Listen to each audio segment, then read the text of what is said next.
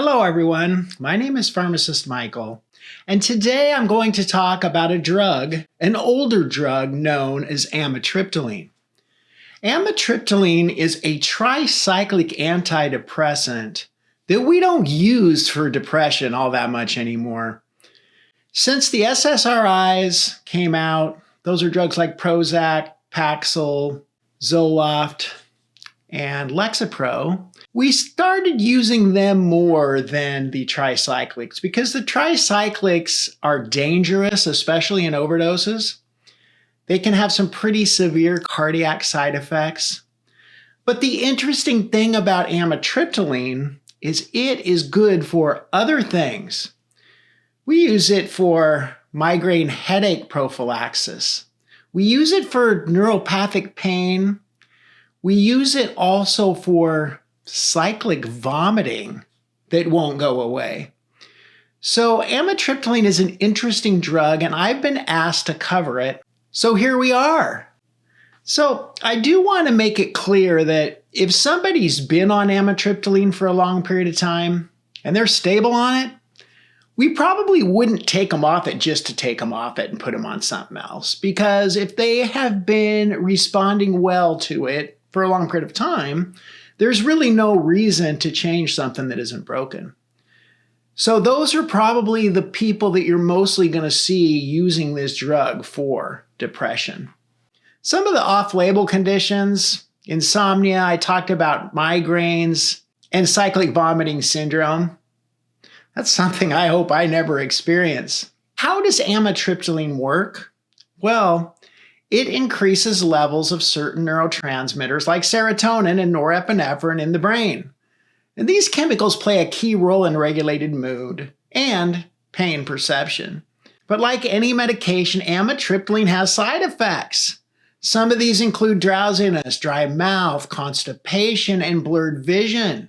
More severe side effects such as nervousness, panic attacks, thoughts of suicide, and worsening depression are also possible.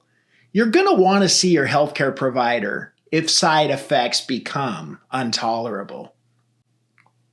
The dosage of amitriptyline can vary depending on the condition being treated. Starting with the lower dose and gradually increasing it is often recommended to minimize side effects. Also, if you decide to stop taking amitriptyline, it's a good idea to slowly taper off with medical supervision. Before taking amitriptyline, inform your healthcare provider about any other medications or supplements you're taking. This is because it can interact with certain drugs. Also, let them know if you have other conditions such as bipolar disorder. It's generally not recommended for pregnant or breastfeeding individuals. If you forget to take a dose of amitriptyline, take the next dose as soon as you remember. But if it's getting close to the next dose, go ahead and skip that dose. You don't want to take 2 doses of amitriptyline together. You can take it with food if it upsets your stomach. And remember, when you first start taking it, it might make you drowsy. So you don't want to drive or operate machinery until you know how you will feel. Also, be very careful with alcohol because alcohol can make the side effects much worse with this drug. If you have any questions about amitriptyline or any other drug, feel free to leave a comment in the comments section of this video.